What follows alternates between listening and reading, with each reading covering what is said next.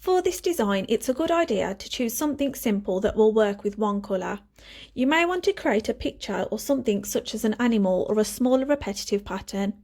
Draw your design using pencil onto your lino piece. Also remember that however you draw your design, when you print it, it will print out in reverse. So if you decide to include any writing in your print, make sure you write it back to front, starting from the right side of the lino, making your way across. There are different types of lino, some are soft and others are more tough and need to be heated before they can be carved. I am using soft cut lino for this tutorial. Having drawn your design, you are ready to cut out your print. When carving your lino print, always carve away from yourself in case you slip. Make small shallow cuts until you get used to cutting. Make sure you clear away all the cutting out bits of the lino. When you are carving, your non-carving hand will need to hold the piece of lino down to keep it from slipping and moving across your table. With the Lino Cutter that I am using, it comes with one handle and 5 or 6 different blades, which you will see at the start of the video. On each blade there is a number. I tend to use blade number 2 mostly for larger areas. For fine detail, use a small list of your U blades and or your straight blade. Be patient with your lino cut, as rushing will leave plenty of mistakes. Be especially careful on tight curves, sharp edges and narrow cuts. The more you practice at this, the easier it will become. Carefully start cutting away your negative space or the part of your lino cut print that you want to show on your print. So remember, what you cut away will be the sections that will appear white on your print.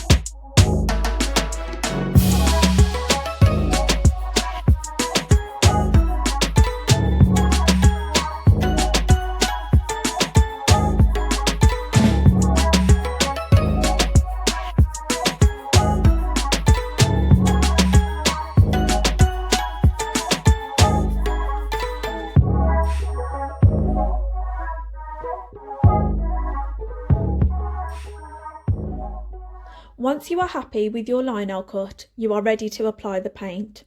For this, you will need a paint palette and a brayer. You will need to use a brayer. This is very similar to a paint roller, but instead of a material roll, the roll itself is rubber. Put a blob of paint at the top of your palette and start rolling your ink around in a vertical and horizontal motion. Make sure that your brayer is rolling the paint and not simply pushing it around without turning. When rolling, it's best to go at a quick pace. If you take too long, your ink will start to dry. After you have rolled out your paint for a bit, you will notice that rolling starts to become noisy and the texture of the ink will change. Ideally, you want the roll to sound as though it is a crisp sound and looks velvety. Once you have your desired texture, use your brayer to roll the ink onto your lino cut. You then need to use your brayer to apply a good layer of paint onto your entire lino print evenly. Ensure that your paint does not go into the lino design while basically the lino cuts. If this does happen, then that means that your paint has not been evenly rolled out, so you may need to do this again.